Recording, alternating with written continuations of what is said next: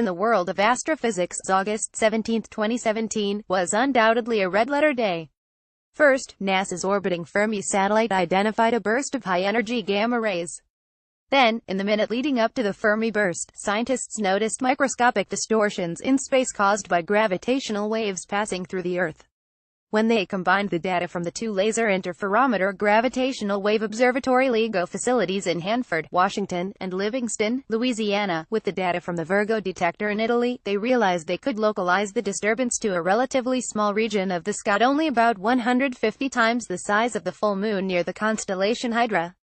Astronomers at Las Cumbres Observatory LCO in Santa Barbara activated their robotic network of 20 telescopes around the world and were one of 6 teams to co-discover a new source of light in that region and localize it to the galaxy NGC 4993, only about 130 million light-years away. Such a gravitational wave signal had never been seen before but was unmistakably generated by two neutron stars spiraling together, explained Iir Arkavi, a NASA Einstein postdoctoral fellow in UC Santa Barbara's Department of Physics and leader of the LCO follow-up effort. The resultant study appears in the journal Nature. The outburst that occurs right after two neutron stars merge is called a kilonova, a phenomenon that had long been theorized though never conclusively observed until now.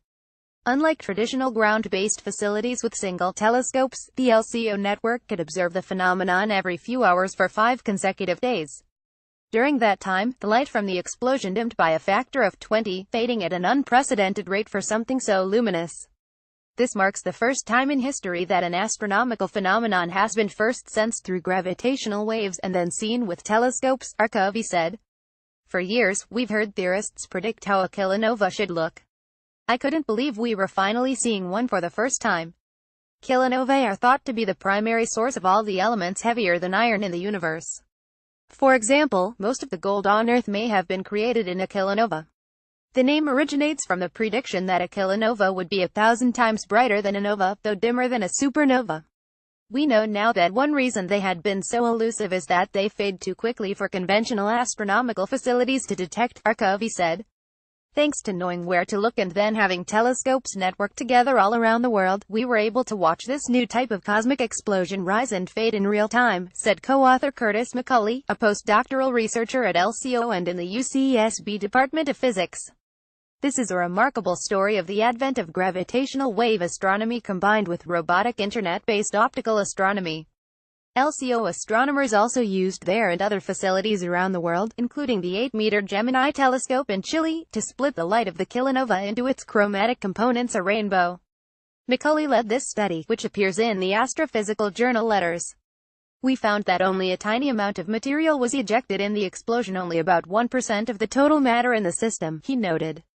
The material was also flung out at an extraordinary speed, as much as 30% of the speed of light.